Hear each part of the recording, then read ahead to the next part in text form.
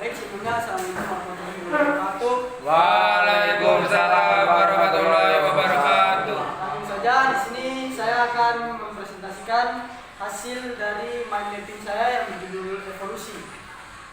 Di sini yang pertama yaitu teori evolusi. Teori evolusi yang saya angkat pencetusnya ada 3. Yang pertama teori Lamarck, yang kedua Darwin, dan yang ketiga August Weismann. Teori Lamarck menyatakan bahwa perubahan suatu individu disebabkan oleh lingkungan dan bersifat diturunkan. Teori Lamarck ini menjelaskan bahwa gen dari induk akan diturunkan ke generasi selanjutnya atau disebabkan oleh lingkungan tersebut.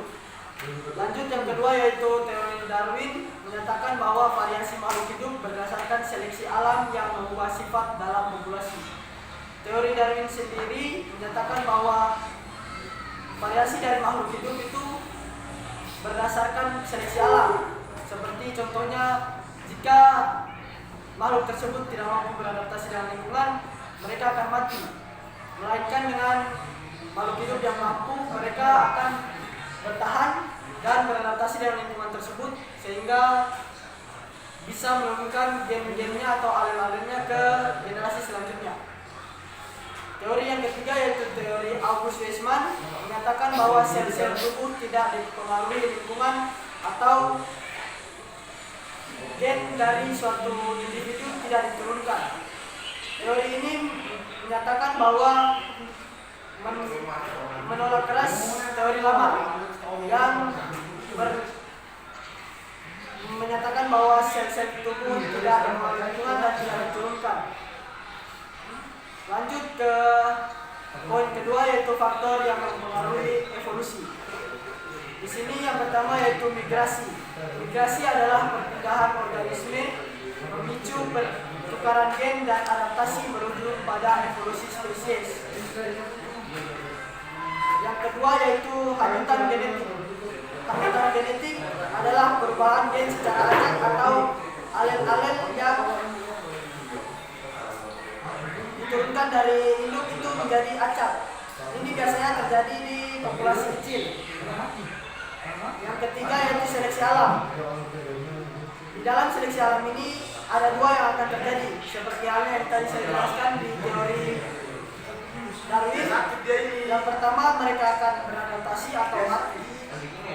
Beradaptasi itu contohnya kayak tadi, mereka akan menurunkan gennya ke anak-anaknya nanti, dan sedangkan yang tidak dapat beradaptasi atau mati akan punah atau mereka memilih migrasi ke tempat lain.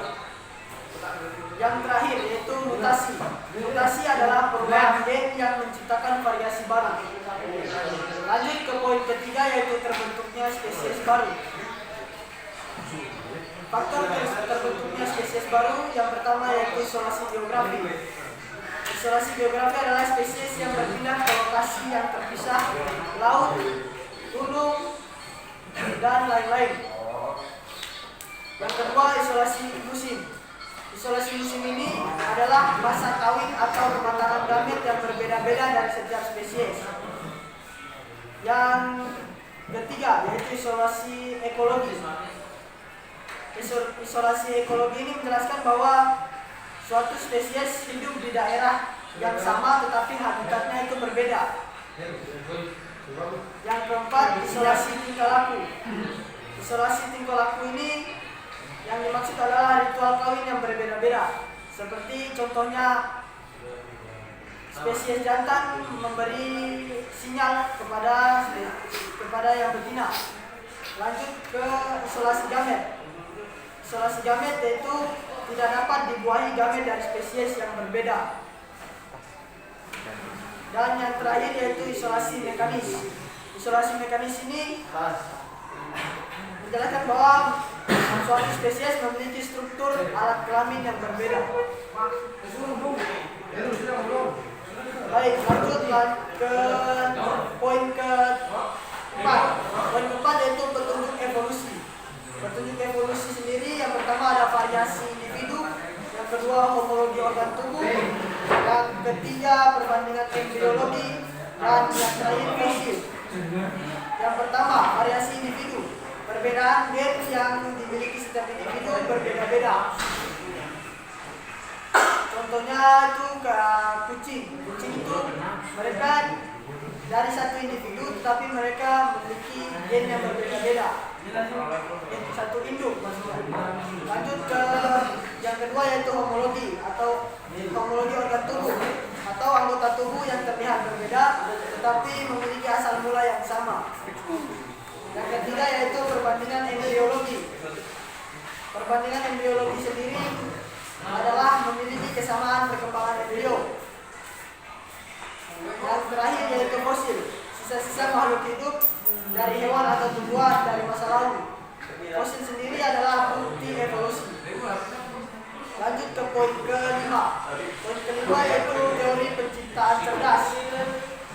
Teori penciptaan cerdas menyatakan bahwa alam semesta dan kehidupan di dalamnya terlalu kompleks untuk muncul secara tiba-tiba atau berulang dan memerlukan campur tangan dari kekuatan cerdas atau biasanya dianggap sebagai dewa atau pencipta. Teori ini umumnya tidak didukung oleh bukti ilmiah dan bertentangan dengan evolusi teori atau teori evolusi. Yang poin terakhir atau poin teori asal-usul kehidupan ada dua yaitu teori abiogenesis. Teori abiogenesis ini diangkat atau dinyatakan oleh ahli yang bernama Aristoteles. Aristoteles sendiri mengucapkan bahwa kehidupan berasal dari benda mati. Sedangkan yang kedua yaitu teori biogenesis atau teori yang menyatakan bahwa kehidupan berasal dari kehidupan yang hidup. Baik, sampai di sini apakah ada teman-teman yang ingin bertanya? Oke, tadi jika tidak ada pertanyaan, saya akhiri. Maaf bila ada salah kata.